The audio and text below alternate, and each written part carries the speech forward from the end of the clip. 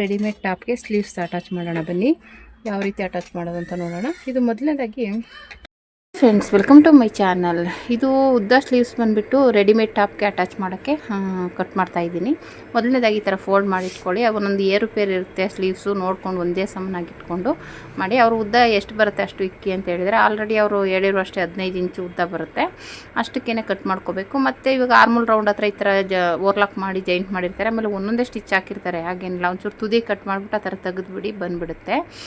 ತೆಗೆದುಬಿಟ್ಟು ರೆಡಿ ಮಾಡ್ಕೋಬೇಕು ಆ ಕಡೆ ಈ ಕಡೆ. ಯಾಕಂದರೆ ಸ್ಲೀವ್ ಅಟ್ಯಾಚ್ ಮಾಡೋಕ್ಕೆ ಅದು ಓಪನ್ ಮಾಡಲೇಬೇಕಾಗುತ್ತೆ. ಹಾಗೆ ಸ್ಟಿಚ್ ಮಾಡಿದ್ರೆ ಫಿಟ್ಟಿಂಗ್ ಇರಲ್ಲ, ಕಂಕ್ಲ ಹತ್ರ ಫಿಟ್ಟಿಂಗ್ ಮಾಡೋಕ್ಕಾಗಲ್ಲ. ಹಂಗೆ ಅಟ್ಯಾಚ್ ಮಾಡಿದ್ರೆ ಈ ಥರ ಓಪನ್ ಮಾಡಿ ಅಟ್ಯಾಚ್ ಮಾಡೋದ್ರಿಂದ ಕಂಕ್ಲ ಹತ್ರ ಟೈಟು ಲೂಸು ಮಾಡ್ಕೊಳ್ಳೋಕ್ಕೆ ಈಸಿ ಆಗುತ್ತೆ. ಓಕೆನಾ. ಇವಾಗ ಈ ರೀತಿ 2 ಪೀಸನ್ನು ನೀಟಾಗಿ ಇಟ್ಕೊಳ್ಳಿ. ಈ ಥರ ಫೋಲ್ಡ್ ಮಾಡಿ, ನಾವು ಸ್ಲೀವ್ಸ್ ಯಾಕೆ ಕಟ್ ಮಾಡ್ತೀವೋ ಅದೇ ರೀತಿಯೇ ಈ ಥರ ಡಬಲ್ ಫೋಲ್ಡ್ ಮಾಡಿ ಇಟ್ಕೊಂಡು, ಇವಾಗ ಲೆಂತ್ ಏರುಪೇರಿದೆ. ಇದು ಒಂದು ಉದ್ದ ಇದೆ, ಒಂದು ತುಂಡ ಇದೆ. ನಮ್ಗೆ ಯಾವ ತುಂಡ ಇದೆ ಅದರ ಅಳತೆನೇ ತೊಗೋತೀನಿ. ಯಾಕಂದರೆ ಉದ್ದ ತೊಗೊಂಡ್ರೆ ಮತ್ತೆ ಜಾಯಿಂಟ್ ಮಾಡೋಕ್ಕಾಗಲ್ಲ. ಅದಕ್ಕೋಸ್ಕರ ತುಂಡ ಇರುವ ಅಳತೆಗೆ ತೊಗೊಂಡು ಈ ಕಡೆ ಸೈಡಲ್ಲಿ 3.5 ಇಂಚಿಗೆ ಮಾರ್ಕ್ ಮಾಡ್ಕೊಳ್ಳಿ. ಒಂದು ಸೈಡಲ್ಲಿ ಮಾಮೂಲಿ ಕಂಕಲ್ ರೌಂಡ್, ಆರ್ಮಲ್ ರೌಂಡ್ ತೊಗೋಬೇಕಲ್ಲ, ಅದಕ್ಕೋಸ್ಕರ. ಆಮೇಲೆ ಡೈರೆಕ್ಟಾಗಿ ಅದ್ರಲ್ಲಿ ಹಾಗೆ ತೊಗೊಳಕ್ಕೆ ಹೋಗ್ಬೇಡಿ. ಉದ್ದ ಬಂದ್ಬಿಟ್ಟು ಇದು 15 ಇಂಚ್ ಬೇಕು ನಮಗೆ, 15 ಇಂಚ್ ಇದೆ. ಓಕೆನಾ. ಆಮೇಲೆ ಮತ್ತೆ ಇದು ಬಂದ್ಬಿಟ್ಟು ತೋಳಿನ ಸುತ್ತಳತೆ ಬಂದ್ಬಿಟ್ಟು 4.5, 9 ಇಂಚಿದೆ. 4.5, 4.75 ತೊಗೊಂಡ್ರೆ ನಡೆಯುತ್ತೆ, ತೊಂದರೆ ಏನಿಲ್ಲ. ಮತ್ತು ಟೈಟು ಲೂಸ್ ಅಂದರೆ ಟೈಟ್ ಆದರೆ ಒಂದು ಹೊಲಿಗೆ ಬಿಚ್ಕೋತಾರೆ, ಲೂಸ್ ಆದರೆ ಒಂದು ಸ್ಟಿಚ್ ಹಾಕ್ಕೊಡ್ಬೋದು, ತೊಂದರೆ ಏನಿಲ್ಲ. ಇದು ರೆಡಿಮೇಡ್ ಟಾಪ್ ಆಗಿರೋದ್ರೆ ತೊಂದರೆ ತಗೊಳ್ಬೇಡಿ, ಆರಾಮಾಗಿ ಸ್ಟಿಚ್ ಮಾಡಿ. ಆಮೇಲೆ ಇದು ಆರ್ಮಲ್ ರೌಂಡು ಈ ಥರ ಸ್ಲೀವ್ ಆಲ್ರೆಡಿ ರೆಡಿ ಇರುತ್ತೆ, ಅದನ್ನು ಈ ಥರ ಇಟ್ಕೊಂಡು ಮಾರ್ಕ್ ಮಾಡ್ಕೊಳ್ಳಿ. ಅವಾಗೇನಾಗುತ್ತೆ, ನಿಮಗೆ ಫಿಟ್ಟಿಂಗ್ ನೀಟಾಗಿ ಬರುತ್ತೆ, ಹೆಚ್ಚು ಕಮ್ಮಿ ಬರೋಲ್ಲ. 3.5ಗೆ ಮಾರ್ಕ್ ಮಾಡಿರ್ತೀವಲ್ಲ, ಅಲ್ಲಿಂದ ಮಾಮೂಲಿ ಮೇಲ್ಗಡೆವರೆಗೂ ಮಾರ್ಕ್ ಮಾಡ್ಕೊಂಡು ಈ ಥರ ಶೇಪ್ ತೊಗೊಂಡು ಅದನ್ನ ಕಟ್ ಮಾಡ್ಕೋಬೇಕು. ನೀಟಾಗಿ ಕಟ್ ಮಾಡಿಕೊಂಡ್ರೆ ನಮಗೆ ಸ್ಲೀವ್ಸು ರೆಡಿ ಆಗುತ್ತೆ. ಇದೊಂದು ಸ್ಲೀವ್ಸ್ ನೀವು ಕಟಿಂಗ್ ಮಾಡೋದು ಕಲ್ತ್ಕೊಂಡ್ಬಿಟ್ರೆ, ಇವಾಗ ಟೈಲರಿಂಗ್ ಬರೋಲ್ಲ ಅನ್ನೋರು ಆರಾಮಾಗಿ ನೀವು ಟಾಪ್ಗಳು, ನೈಟಿ, ಪೆಟಿಕೋಟ್ ಇವು ಸ್ಟಿಚ್ ಮಾಡೇ ಬದುಕ್ತಾ ಇರೋರು ಎಷ್ಟೋ ಜನ ಇದ್ದಾರೆ. ಅದರಲ್ಲಿ ನೀವು ಒಬ್ಬರು ಆಗಿರ್ಬೋದು. ಇವಾಗ ಅಯ್ಯೋ ಸ್ಟಿಚಿಂಗ್ ಬರಲ್ಲ ಅನ್ನೋರು ಈ ಥರದ್ರಲ್ಲೇ ಸ್ಟಿಚ್ ಮಾಡ್ಕೊಂಡು ಎಷ್ಟೋ ಜನ ಜೀವನ ಸಾಗಿಸ್ತಾ ಇದ್ದಾರೆ. ಓಕೆನಾ. ಇವಾಗ ಟೈಲರಿಂಗ್ ಕೆಲಸ, ಇವಾಗ ಬ್ಲೌಸ್ಗಳನ್ನೇ ಹೊಲಿಬೇಕು ಅಂತೇನಿಲ್ಲ, ಟೈಲರಿಂಗ್ ಕೆಲಸದಲ್ಲಿ ಈ ಥರದವನು ನೀವು ಮಾಡಿಕೊಂಡು ಜೀವನ ಸಾಗಿಸ್ಬೋದು. ಓಕೆನಾ. ತುಂಬಾ ಹೆಲ್ಪ್ಫುಲ್ ಆಗುತ್ತೆ ಇದು. ಈ ಥರ ಟಾಪ್ಸು ಅಂದರೆ ಕೆಲವ್ರಿಗೆ ಸ್ಲೀವ್ ಕಟಿಂಗ್ ಬರಲ್ಲ ಅಂತ ಹೇಳ್ತಾರೆ, ಇಷ್ಟೇ, ಅದು ಏನು ತೊಂದರೆ ಏನಿಲ್ಲ. ಹಾಫ್ ಸ್ಲೀವ್ಸದು ಬೇಕು ಅಂದರೆ ಕಮೆಂಟ್ ಮಾಡಿ, ನಾನು ತೋರಿಸ್ತೀನಿ. ಯಾಕಂದರೆ ಹಾಫ್ ಸ್ಲೀವ್ಸಲ್ಲಿ ಏನಪ್ಪ ಪ್ರಾಬ್ಲಮ್ ಇರುತ್ತೆ ಅಂದರೆ, ಕಂಕ್ಲ ಹತ್ರ ಬಟ್ಟೆ ಸಾಕಾಗಲ್ಲ. ಒಂದೊಂದು ಪೀಸು ಇಷ್ಟು ಕೊಟ್ಬಿಟ್ಟಿರ್ತಾರೆ, ಅದು ಕಂಕ್ಲ ಹತ್ರ ಬಟ್ಟೆ ಸಾಕಾಗ್ದೇ ಎಷ್ಟೋ ಜನ ಹೊಲಿಸಿರೋರು ಮತ್ತೆ ನಮ್ಮ ಹತ್ರ ತೊಗೊಬಂದು ಕೊಟ್ಟು, ಇಲ್ಲಿ ಬಟ್ಟೆನೇ ಬಿಟ್ಟಿಲ್ಲ, ಇಲ್ಲ ಬಟ್ಟೆ ಅಟ್ಯಾಚ್ ಮಾಡಿಲ್ಲ, ಹಂಗೆ ಹೊಲ್ದ್ಬಿಟ್ಟಿದ್ದಾರೆ ಅಂದ್ಬಿಟ್ಟು ತೊಗೊಬಂದು ನಾವು ಮತ್ತೆ ಅದಕ್ಕೆ ಅದೇ ಮ್ಯಾಚಿಂಗ್ ಬಟ್ಟೆ ಹಾಕಿ ಸ್ಟಿಚ್ ಮಾಡಿ ಕೊಟ್ಟಿದ್ದು ಉಂಟು. ಓಕೆನಾ. ಆ ಥರ ಇರುತ್ತೆ. ಬೇಕಂದರೆ ಕಮೆಂಟ್ ಮಾಡಿ, ನಾನು ನೆಕ್ಸ್ಟ್ ವೀಡಿಯೋದಲ್ಲಿ ಹಾಫ್ ಸ್ಲೀವ್ಸ್ ಅದನ್ನು ಬೇಕಾದರೆ ತೋರಿಸ್ಕೊಡ್ತೀನಿ. ಯಾಕೆಂದರೆ ಒಬ್ರಿಗೆ ಇದು ಹೊಲದ ಮೇಲೆ ಈಸಿನೇ, ಅದು ಆದ್ರೂ ಅವ್ರಿಗೆ ಕಷ್ಟ ಆಗುತ್ತೆ ಬಿಗಿನರ್ಸ್ಗೆ. ಅದು ಹಂಗಾಗಿ ನೀವೇನಪ್ಪ ಮಾಡಬೇಕು ಅಂದರೆ ಇದನ್ನು ಕಲ್ತ್ಕೊಳ್ಳಿ. ನಿಮ್ಗೆ ಬೇಕು ಆದರೆ ಡೌಟ್ ಇದ್ದರೆ ಅದನ್ನು ಬೇಕಾದ್ರೆ ಹಾಕಿ ಅಂತ ನನಗೆ ಕಮೆಂಟ್ ಮಾಡಿದ್ರೆ ನಾನು ಅದನ್ನು ನಿಮಗೆ ತೋರಿಸ್ಕೊಡ್ತೀನಿ ಕ್ಲಿಯರಾಗಿ. ನನಗೆ ಎಷ್ಟು ತಿಳ್ಸೋಕ್ಕಾಗುತ್ತೋ ಅಷ್ಟು ಕ್ಲಿಯರಾಗಿ ತಿಳ್ಕೊಡ್ತಾ ಇದ್ದೀನಿ, ಅರ್ಥ ಆಗುತ್ತೆ ಅಂತ ಅಂದ್ಕೊಂಡಿರ್ತೀನಿ. ಓಕೆನಾ. ಏನಾದರೂ ಡೌಟ್ ಇದ್ದರೆ ಕಮೆಂಟ್ ಮಾಡಿ. ಓಕೆನಾ. ಅದರಲ್ಲಿ ಇನ್ನೂ ಏನಾದ್ರು ಡೌಟ್ಸ್ ಇದ್ದರೆ ಅದನ್ನು ಕ್ಲಿಯರ್ ಮಾಡೋಕ್ಕೆ ನಾನು ಟ್ರೈ ಮಾಡ್ತೀನಿ. ಈ ರೀತಿ ಶೇಪೆಲ್ಲ ತೆಗೆದು ಕಟ್ ಮಾಡ್ಕೊಂಡಾದ್ಮೇಲೆ ಒಂದೇನಪ್ಪ ಅಂದರೆ, ಇದು ಶೇಪ್ ತೆಗೆಯೋದು ಒಂದು ಕಡೆ ತೆಗೆದಿರ್ತೀವಲ್ಲ, ಮಾರ್ಕ್ ಮಾಡ್ಕೋಬೇಕು ಈ ಥರ ಉಲ್ಟಾ ಸೀದಾ ಅನ್ನೋದಕ್ಕೋಸ್ಕರ. ಏನಕ್ಕಪ್ಪ ಅಂದರೆ, ಈ ರೀತಿ ಒಂದೇ ಸೈಡು ಆಪೋಸಿಟ್ ಬರಬೇಕು. ಅದು ನ್ಯಾಚ್ ಹಾಕಿರ್ತೀವಲ್ಲ, ಅದು ಆಪೋಸಿಟೇ ಬರಬೇಕು. ಅದೇನಾಗುತ್ತೆ ಒಂದೊಂದು ಸಲ 2 ಸೀದಾ ಬಂದ್ಬಿಡುತ್ತೆ ನೋಡಿ, 2 ನ್ಯಾಚು ಒಂದೇ ಕಡೆನೇ ಬಂತು, ಇದು ತಪ್ಪು. ಈ ಥರ ಬಂದಾಗ ನಮಗೆ ಸ್ಲೀವ್ಸಲ್ಲಿ ಹೆಚ್ಚು ಕಡಿಮೆ ಆಗುತ್ತೆ. ಇದು ರೆಡಿಮೇಡಲ್ಲಿ ಸ್ವಲ್ಪ ಅಡ್ಜಸ್ಟ್ ಆಗಿಬಿಡ್ಬೋದು, ಆದರೆ ನಾವು ಸ್ಟಿಚಿಂಗ್ ಮಾಡ್ತೀವಲ್ಲ ಬ್ಲೌಸ್ಗಳಲ್ಲಿ ಇದು ಏರುಪೇರು ಆಗಬಾರ್ದು, 2 ಒಂದೇ ಸೈಡ್ ಬರಬಾರ್ದು ಅನ್ನೋದಕ್ಕೋಸ್ಕರನೇ ನಾವು ಈ ಮಾರ್ಕ್ನ ಮಾಡ್ಕೊಳ್ಳೋದು. ಆವಾಗ ಆಪೋಸಿಟಾಗೆ ಬರುತ್ತೆ, ನಾವು ನ್ಯಾಚ್ ಹಾಕಿರೋದು ಆಪೋಸಿಟಾಗೆ ಗೊತ್ತಾಗುತ್ತೆ. ಅವಾಗ ಉಲ್ಟಾ ಸೀದಾ ಹಾಕ್ಕೊಂಡಿರ್ತೀವಲ್ಲ, ಅವಾಗ ಗೊತ್ತಾಗುತ್ತೆ ನಮಗೆ ಅದು ಇದು ನ್ಯಾಚ್ ಹಾಕಿರೋದು ಫ್ರಂಟ್ಗೆ ಬರಬೇಕು. ಓಕೆನಾ. ಆ ಥರ ಸ್ಟಿಚ್ ಮಾಡ್ಕೋಬೇಕಾಗುತ್ತೆ. ಅದಕ್ಕೋಸ್ಕರನೇ ನಾವು ಉಲ್ಟಾ ಸೀದಾ ಮಾರ್ಕ್ ಮಾಡೋದು. ಏನಕ್ಕಪ್ಪ ಅಂದರೆ, ಈ ಥರ ಉಲ್ಟಾ ಸೀದಾ ಆಗಬಾರ್ದು, ಒಂದೇ ಕಡೆ ನ್ಯಾಚ್ ಬರಬಾರ್ದು. ನಾವು ಇವಾಗ ಕೆಳಗಡೆ ಫೋಲ್ಡಿಂಗ್ ಮಾಡ್ತೀವಲ್ಲ, ಅವಾಗ 2 ಉಲ್ಟಾ ಮಾಡಿಬಿಟ್ರೆ ಏನಾಗುತ್ತೆ, 2 ಒಂದೇ ಸೈಡ್ ಬಂದುಬಿಡುತ್ತೆ. ಅವು ನಾವು ಏನು ಮಾರ್ಕ್ ಮಾಡಿರ್ತೀವಲ್ಲ ಆ ಕಡೆನೇ ಸ್ಟಿಚ್ ಮಾಡಿಕೊಂಡ್ರೆ ಕರೆಕ್ಟಾಗಿ ಬರುತ್ತೆ. ಅವಾಗ ಉಲ್ಟಾ ಸೀದಾ ನಮ್ಗೆ ಗೊತ್ತಾಗ್ಬಿಡುತ್ತೆ. ನಾವು ಫೋಲ್ಡ್ ಮಾಡಿ ಸ್ಟಿಚ್ ಮಾಡಿರ್ತೀವಲ್ಲ, ಅದನ್ನು ನೋಡಿದಾಗ ಇದು ಸೀದಾ ಇದು ಉಲ್ಟಾ ಅನ್ನೋದು ಒಂದು ಕನ್ಫರ್ಮೇಷನ್ಗೋಸ್ಕರನೇ ನಾವು ನ್ಯಾಚು ಮಾರ್ಕಿಂಗ್ ಹಾಕ್ಕೊಳ್ಳೋದು. ಓಕೆನಾ. ಇವಾಗ ಈ ಥರ 2 ಕಡೆನೂ ನಾವು ಎಷ್ಟು ಮಾರ್ಜಿನ್ ಬಿಟ್ಟಿರ್ತೀವೋ ಅಷ್ಟಕ್ಕೆ ಫೋಲ್ಡ್ ಮಾಡಿ ಸ್ಟಿಚ್ ಮಾಡ್ಕೊಂಬಿಡಿ. ಈ ಥರ ಸ್ಟಿಚ್ ಮಾಡ್ಕೊಂಡಾದ್ಮೇಲೆ ಆಮೇಲೆ ಇದಕ್ಕೆ ಇನ್ನೊಂದು ಏನಪ್ಪ ಪ್ರಾಬ್ಲಮ್ಮು ಅಂದರೆ, ಸ್ಲೀವ್ಸಲ್ಲಿ ಆಲ್ರೆಡಿ ಫಿನಿಶಿಂಗ್ ಮಾಡಿಬಿಟ್ಟಿರ್ತಾರೆ, ತೋಳನ್ನ ಹೊಲ್ದ್ಬಿಟ್ಟಿರ್ತಾರೆ, ಅಂದರೆ ಫೋಲ್ಡ್ ಮಾಡಿ ನಾವು ಅದಕ್ಕೆ ನಾವು ಮಾಮೂಲಿ ಸ್ಲೀವ್ಸ್ ಹೊಲಿದಂಗೆ ಹೊಲಿಯೋಕ್ಕಾಗಲ್ಲ. ಏನಕ್ಕಂದರೆ ಅದು ಗಂಟು ಥರ ಆಗಿಬಿಡುತ್ತೆ. ಯಾಕಂದರೆ ಫೋಲ್ಡ್ ಮಾಡಿ ಅವ್ರು ಆಲ್ರೆಡಿ ಫಿನಿಶಿಂಗ್ ಕೊಟ್ಬಿಟ್ಟಿರ್ತಾರೆ, ಸ್ಲೀವ್ಲೆಸ್ ಹಾಕೊಳ್ಳೋರ್ಗೆ ಈಸಿ ಆಗುತ್ತೆ ಅಂತ. ಈಗ ಸ್ಲೀವ್ ಬೇಕು ಅನ್ನೋರ್ಗೆ ಏನು ಮಾಡೋದಪ್ಪ ಅಂದರೆ ಸೀದಾ ಇಟ್ಕೊಂಡೆ ಸ್ಟಿಚ್ ಹಾಕಬೇಕು. ಸೀದಾ ಇಟ್ಕೊಂಡ್ಬಿಟ್ಟು ಅಲ್ಲಿ ಆಲ್ರೆಡಿ ಅವ್ರು ಸ್ಟಿಚಿಂಗ್ ಮಾಡಿರೋದ್ರ ಹತ್ರ ನಾವು ಶೋಲ್ಡರಿಂದ ಮಧ್ಯದಲ್ಲಿ ಇಟ್ಕೊಂಡು ಸ್ಟಿಚ್ ಮಾಡ್ಕೋಬೇಕಾಗುತ್ತೆ. ಇಲ್ಲಿ ತೋರಿಸ್ತಾ ಇದ್ದೀರಲ್ಲ ಆ ಥರ. ನಾವು ಮಾಮೂಲಿ ಥರ ಫೋಲ್ಡ್ ಮಾಡಿ ಸ್ಟಿಚ್ ಮಾಡಿದ್ರೆ ಆಗುತ್ತೆ, ಅಲ್ಲ ಗಂಟು ಥರ ಆಗುತ್ತೆ, ಸ್ಟಿಚಿಂಗ್ ನೀಟಾಗಿ ಬರೋಲ್ಲ, ಫಿನಿಶಿಂಗ್ ಬರೋಲ್ಲ.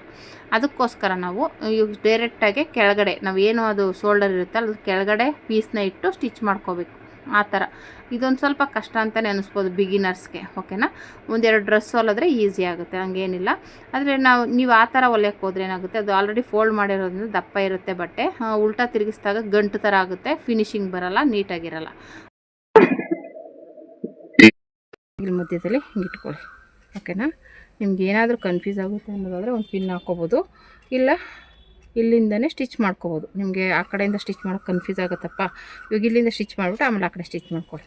ನಾವು ಮಾಮೂಲಿ ಬ್ಲೌಸ್ಗೆಲ್ಲ ಸ್ಲೀವ್ಸ್ ಎಲ್ಲ ಸ್ಟಿಚ್ ಮಾಡ್ತೀವಲ್ಲ ಆ ಥರ. ಓಕೆನಾ,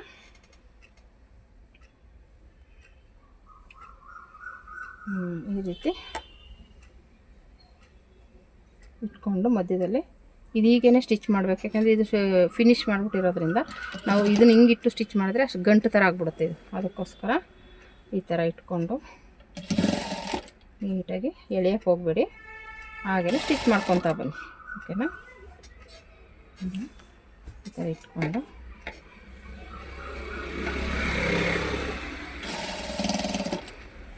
ಈ ಥರ ಸ್ಟಿಚ್ ಮಾಡ್ಕೊಳ್ಳಿ. ಓಕೆನಾ, ಇಷ್ಟೇ ನೋಡಿ, ಇದು ಕರೆಕ್ಟಾಗಿ ಬರಬೇಕು. ಅಷ್ಟೇ.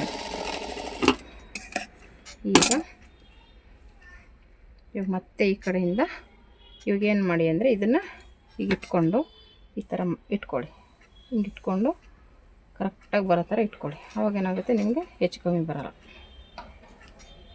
ಈ ರೀತಿ ಇಟ್ಕೊಂಡ್ರೆ ನೋಡಿ ಇಷ್ಟಕ್ಕೆ ಅಂತ ಇಲ್ಲಿಂದ ಸ್ಟಿಚ್ ಮಾಡಿ. ಓಕೆನಾ, ಇಲ್ಲಿಂದ ಈ ರೀತಿ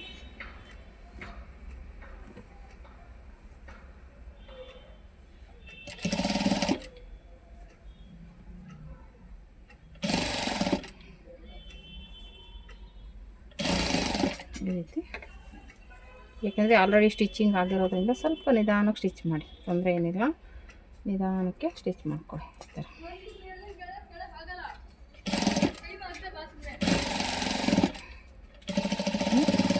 ಈ ಥರ ಆಯಿತು, ಇದು ಫಿನಿಶ್ ಆಯಿತು. ಇವಾಗ ಇದು ಹೀಗೆ ಇದ್ದರೆ ಪರವಾಗಿಲ್ಲ, ನೀವು ಬೇಕು ಅಂದರೆ ಇನ್ನೂ ಒಂದು ಸ್ಟಿಚ್ ಹಾಕ್ಕೋಬೋದು. ಓಕೆನಾ, ನೋಡಿ ಈ ರೀತಿ ಸ್ಟಿಚಿಂಗ್ ಬಂದಿರುತ್ತೆ ಈ ಥರ. ಇವಾಗ ಇಲ್ಲಿ ನಿಮಗೆ ಇನ್ನೂ ಇಲ್ಲೊಂದು ಹಾಕ್ತೀವಿ ಸ್ಟಿಚ್ಚು ಅಂದರೆ ಹಾಕ್ಕೋಬೋದು. ಅವಾಗ ಏನಾಗುತ್ತೆ, ಇನ್ನೂ ಸ್ಟಿಫ್ ಆಗಿರುತ್ತೆ. ಓಕೆನಾ, ಇಲ್ಲಾಂದರೆ ಒಂದೇ ಸಾಕು ಅಂದರೆ ಬಿಟ್ಕೋಬೋದು, ಇಲ್ಲ ಈ ಕಡೆ ಹಾಕಿದ್ರೆ ಇನ್ನೂ ಒಂದು ಸ್ವಲ್ಪ ಸ್ಟಿಫ್ ಆಗಿರುತ್ತೆ ಸ್ಟಿಚಿಂಗು. ಓಕೆನಾ, ಡಬಲ್ ಸ್ಟಿಚ್ ಹಾಕಿದ್ರೆ ಅವಾಗ ಈ ಬಟ್ಟೆ ಸ್ವಲ್ಪ ಹಿಂಗೆ ಎತ್ಕೊಳ್ಳಲ್ಲ. ಈ ಬ್ಲೌಸ್ ಪೀಸ್ ಇರುತ್ತಲ್ಲ ಇಲ್ಲಿ ಕಚ್ಚಾ ಬಟ್ಟೆ, ಅದು ಎತ್ಕೊಳ್ಳಲ್ಲ, ನೀಟಾಗಿರುತ್ತೆ. ಈ ರೀತಿ ಸ್ಟಿಚ್ ಮಾಡ್ಕೊಳ್ಳಿ. ಇಷ್ಟೇ ಸ್ಲೀವ್ ಅಟ್ಯಾಚ್ ಮಾಡೋದು. ಬಿಗಿನರ್ಸು ಕಷ್ಟ ಅಂತ ಅನ್ಕೋತಾರೆ, ಏನಿಲ್ಲ. ಇವಾಗ ಎಷ್ಟೋ ಜನ ಟೈಲರಿಂಗು ಬರೋರು ಈ ಥರ ಟಾಪ್ಸು ಇದೊಂದು ಹಾಕಿದ್ರೆ ಸಾಕು, ಸ್ಲೀವ್ಸ್ಗೆ, ನೆಕ್, ಇದು ಈ ಥರ ಡ್ರೆಸ್ಗಳಿಗೆ, ಇವಾಗ ನೈಟಿಗಳಿಗೆ ಎಲ್ಲ ಇದೇ ಮೆಥಡಲ್ಲೇ ಹಾಕ್ಕೊಳ್ಳೋದು. ಓಕೆನಾ, ಸ್ಲೀವ್ಸ್ ಮತ್ತು ಬಿಚ್ಚಿ ಹಾಕ್ತೀವಿ, ಹಂಗೆ ಹಾಕ್ತೀವಿ ಅಂದರೆ ಇದೇ ಮೆಥಡಲ್ಲಿ ಹಾಕೋದು. ಇದರಲ್ಲೇ ಉದ್ದ ಸ್ಲೀವ್ಸ್ ಬರುತ್ತೆ, ಇದನ್ನು ಚಿಕ್ಕ ಸ್ಲೀವ್ಸ್ ಬರುತ್ತೆ. ಚಿಕ್ಕ ಸ್ಲೀವ್ಸ್ ಬಂದಾಗಲೂ ತೋರಿಸ್ಕೊಡ್ತೀನಿ, ಯಾಕೆಂದರೆ ಅದಕ್ಕೆ ಜಾಯಿಂಟಿಂಗ್ ಬಂದ್ಬಿಡುತ್ತೆ, ಇಲ್ಲಿ ಬಟ್ಟೆ ಸಾಕಾಗಲ್ಲ. ಸುಮಾರು ಬಟ್ಟೆಗಳಲ್ಲಿ ಒಬ್ಬೊಬ್ರು ಹಂಗೆ ಹೊಲ್ದುಬಿಟ್ಟಿರ್ತಾರೆ, ಅವ್ರು ಮತ್ತೆ ನಮ್ಮ ಹತ್ರ ತೊಗೊಂಬರ್ತಾರೆ, ಇಲ್ಲಿ ಬಟ್ಟೆನೇ ಇಲ್ಲ, ನಾವು ಹೆಂಗೆ ಟೈಟು ಲೂಸು ಮಾಡ್ಕೊಳ್ಳೋದು ಅಂತ. ಅದಕ್ಕೋಸ್ಕರ ಅದರ ಮ್ಯಾಚಿಂಗ್ದು ಸ್ವಲ್ಪ ಬಟ್ಟೆ ಕೊಟ್ಟು ಹೊಲಿಬೇಕಾಗುತ್ತೆ. ಅದು ನೆಕ್ಸ್ಟ್ ವೀಡಿಯೋದಲ್ಲಿ ಹೇಳ್ತೀನಿ. ನಿಮ್ಗೆ ಏನಾದರೂ ಡೌಟ್ಸ್ ಇದ್ದರೆ ಕಮೆಂಟ್ ಮಾಡಿ. ಓಕೆನಾ, ಆ ಥರದ್ದು ಬೇಕು ನಮಗೆ ವೀಡಿಯೋ ಅಂದರೆ ನೀವು ಕಮೆಂಟ್ ಮಾಡಿದ್ರೆ ಅವಾಗ ನಮಗೂ ಒಂಥರ ಖುಷಿ ಆಗುತ್ತೆ, ಬೇಗ ವೀಡಿಯೋ ಹಾಕೋಕ್ಕೆ ಎಂಕರೇಜ್ ಆಗುತ್ತೆ. ಓಕೆನಾ, ಯಾಕೆ ಕೇಳ್ತಿದ್ದಾರಪ್ಪ ಅಂದ್ಬಿಟ್ಟು ಅವಾಗ ನಾವು ಡೈಲಿ ಡ್ರೆಸ್ಗಳು ಅದು ಇದು ಬರ್ತಾನೆ ಇರುತ್ತೆ ಆಲ್ಟ್ರೇಷನ್ದು ಹೊಸ ಇದು. ನೀವು ಕೇಳಿದ್ರೆ ನಮ್ಗೆ ಅವಾಗ ವೀಡಿಯೋ ಮಾಡ್ಕೊಳ್ಳೋಕ್ಕೆ ಎಂಕರೇಜ್ ಆಗುತ್ತೆ. ಓಕೆನಾ, ಇವಾಗ ಈ ರೀತಿ ಇದನ್ನು ಮಧ್ಯದಲ್ಲಿ ಇಟ್ಕೊಳ್ಳಿ, ಈ ರೀತಿ ಸ್ಟಿಚ್ ಮಾಡ್ಕೊಳ್ಳಿ. ಅದು ಹಾಫ್ ಸ್ಲೀವ್ಸ್ ಬಂದಾಗ ಬಟ್ಟೆ ಕಮ್ಮಿ ಇರುತ್ತೆ, ಆವಾಗ ನಮ್ಮ ಕಂಕ್ಳ ಹತ್ರ ಜಾಯಿಂಟಿಂಗ್ ಬರುತ್ತೆ, ಅವಾಗ ಬಟ್ಟೆನೂ ಇರೋಲ್ಲ ಅದು ಆ್ಯಕ್ಚುಲಿ.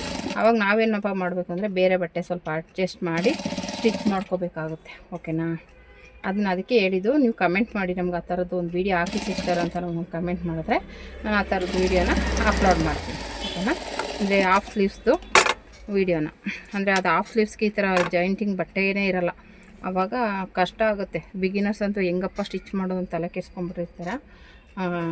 ಅದಕ್ಕಾಗಿ ಓಕೆನಾ. ಇವಾಗ ಈ ಥರ ಇದನ್ನು ಅಷ್ಟೇ ಹಿಂಗೆ ಇಟ್ಕೊಳ್ಳಿ. ಹಿಂಗೆ ಇಟ್ಕೊಂಡು ಇದಿಲ್ಲಿ ಬಂತು. ಇವಾಗ ಇಲ್ಲಿಂದ ಸ್ಟಿಚ್ ಮಾಡೋಣ. ಓಕೆನಾ. ಇಲ್ಲಿ ಬಟ್ಟೆ ಸಿಗಾಕೊಂಡ್ಬಿಡುತ್ತೆ. ಈ ಥರ ತೆಗೆದ್ಬಿಟ್ಟು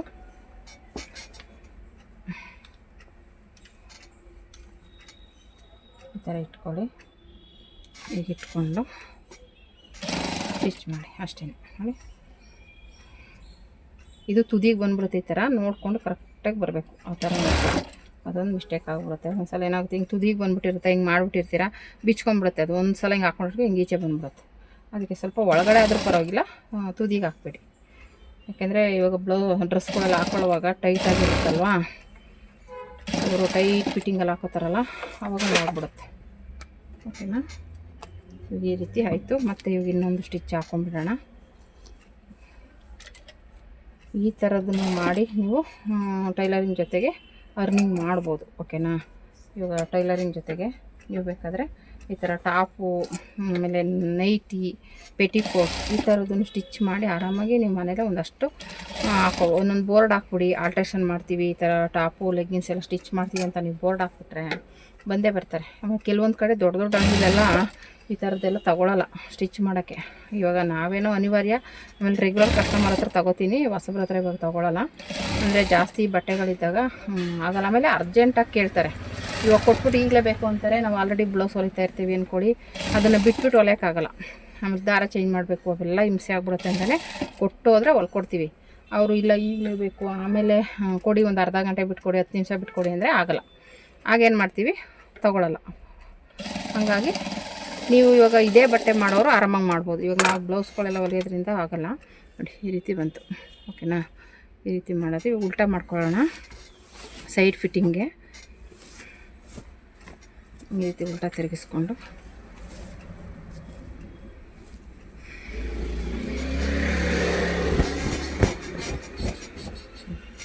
ಈ ರೀತಿ ಇಟ್ಕೊಂಡು ಇದನ್ನು ಸರಿ ಮಾಡ್ಕೊಳ್ಳಿ. ಈ ರೀತಿ ಇಟ್ಕೊಂಡು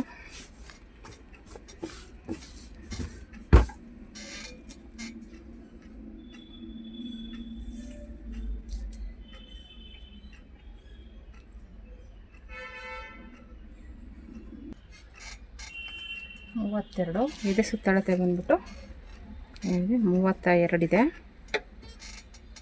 ಮತ್ತು 27 ಇಪ್ಪು ಸೈಜ್ ಬಂದ್ಬಿಟ್ಟು 36 ಇದೆ. ಓಕೆನಾ. ಇಷ್ಟು ಬರುತ್ತೆ. ಸ್ಲೀವ್ಸ್ದು ಬಂದ್ಬಿಟ್ಟು 4.25 ಇಂಚ್ ಬರುತ್ತೆ. ಇಲ್ಲಿ ಬಂದ್ಬಿಟ್ಟು 4.25, 5 ಇಂಚ್ ಅಂದ್ಕೊಳ್ಳಿ. 1/4 ಇಂಚ್ ಆ ಕಡೆ ಇರುತ್ತೆ. ಒಂದು ಸ್ಟಿಚ್ ಹಾಕ್ಕೊಂಡ್ರೆ ಆಯಿತು. ಓಕೆನಾ. ಈ ರೀತಿ ಇಟ್ಕೊಂಡು ಇಲ್ಲಿಗೆ ಮಾರ್ಕ್ ಮಾಡ್ಕೋತೀನಿ. ಮತ್ತು ಈ ಕಡೆ ನಾನು ಹೇಳ್ದಂಗೆ 32 ಸೈಜು.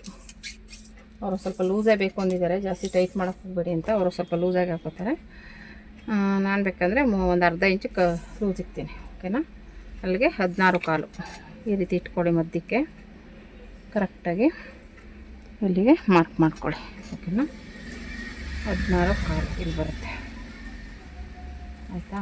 ಇದು ಮಾರ್ಕ್ ಆಯಿತು. ಇವಾಗ ಇಲ್ಲಿ ಮಧ್ಯದಲ್ಲಿ ಬಂದುಬಿಟ್ಟು 27 ಅಂದರೆ 28 ತಗೊಳ್ಳಿ. 14 ಇಂಚ್ ಬರುತ್ತೆ.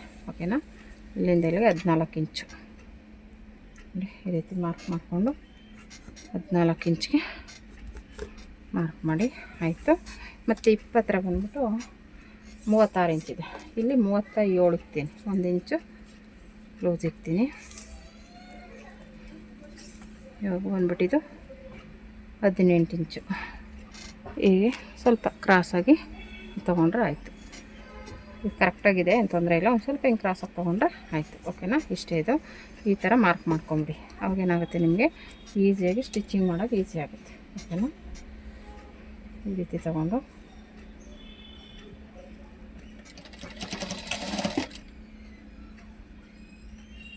ಈ ರೀತಿ ನೀಟಾಗಿ ಈ ರೀತಿ ಇಟ್ಕೊಂಡು ಓಕೆನಾ. ಈ ರೀತಿ ಬಂದು ಈ ರೀತಿ ಬರಬೇಕು.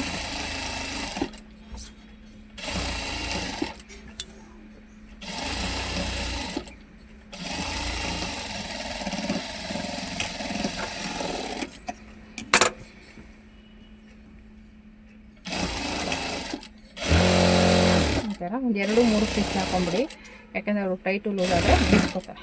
ಓಕೆನಾ, ಈ ಥರ ಸೈಡ್ ಫಿಟ್ಟಿಂಗ್ನ ಮಾಡೋದು. ಓಕೆನಾ,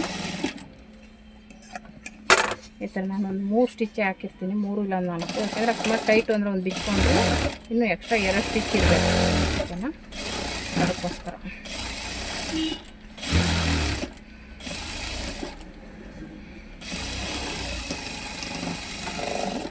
ಆಯಿತು. ಓಕೆನಾ, ಇವಾಗ ಇದನ್ನು ಎಕ್ಸ್ಟ್ರಾ ಬಟ್ಟೆನ ಕಟ್ ಮಾಡಿ ಹೊಸ ಮಾಡಿ ಆಯಿತು. ಆಮೇಲೆ ಇದು ಸ್ವಲ್ಪ ಜಾಸ್ತಿ ಹಿಂಗೆ ಹಿಡ್ದಿದ್ರೆ ಈ ಥರ ನ್ಯಾಚ್ ಹಾಕ್ಕೊಡಿ. ಈಗ ಹಾಕೋದ್ರಿಂದ ಏನಾಗುತ್ತೆ, ನಿಮ್ಗೆ ಇಲ್ಲಿ ಹಿಡಿಯಲ್ಲ ಬಟ್ಟೆ.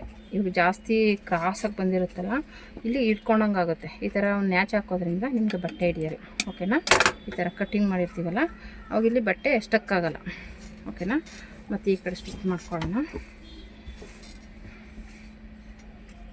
ಅದು ಜಾಸ್ತಿ ಕರುವು ಬಂದಾಗ ಆ ಥರ ಮಾಡ್ಕೊಳ್ಳಿ, ಅವಾಗ ನೀಟಾಗಿ ಫಿನಿಶಿಂಗ್ ಇರುತ್ತೆ, ಬಟ್ಟೆ ನೀಟಾಗಿ ತಿರುಗುತ್ತೆ, ಹಾಕೊಂಡಾಗ ಫಿಟ್ಟಿಂಗ್ ನೀಟಾಗಿ ಬರುತ್ತೆ.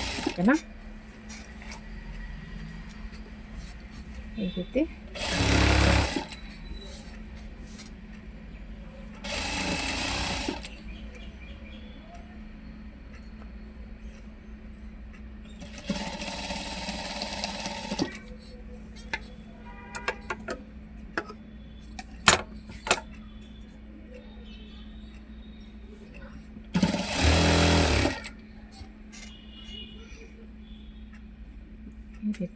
ಮಾರ್ಕ್ ಮಾಡ್ಕೊಳ್ಳಿ.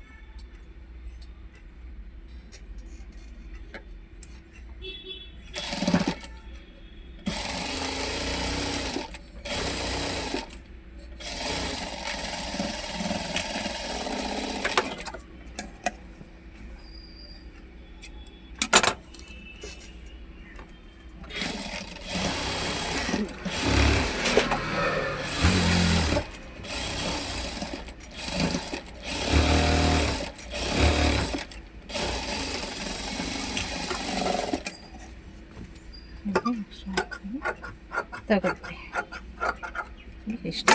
ಓಕೆನಾ, ಈ ರೀತಿ ಬಂತು. ನಾನು ಆಗಲೇ ಹೇಳಿದಾಗೆ ಸ್ವಲ್ಪ ನ್ಯಾಚ್ ಹಾಕಿದ್ರೆ ನಿಮಗೆ ಬಟ್ಟೆ ನೀಟಾಗಿ ತಿರುಗುತ್ತೆ ಅಷ್ಟೇ. ಓಕೆನಾ, ಈ ರೀತಿ ಸೈಡ್ ಫಿಟ್ಟಿಂಗ್ನ ರೆಡಿ ಮಾಡೋದು ನೋಡಿ, ಎಷ್ಟು ನೀಟಾಗಿ ಬಂತು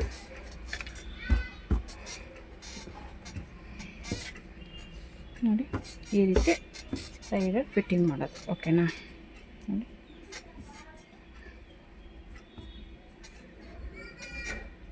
ಈ ರೀತಿ ಸೈಡ್ ಫಿಟ್ಟಿಂಗ್ ಮಾಡೋದು. ನೀವು ಹೊಸ ಟಾಪ್ಗಳು ಬಂದರೆ ರೆಡಿ ಮಾಡಿ, ಆಗಲ್ಲ ಅಂತ ಬಿಡಬೇಡಿ, ಈ ಥರ ಸ್ಟಿಚ್ ಮಾಡಿಕೊಡಿ, ಅರ್ನಿಂಗ್ ಮಾಡಿ.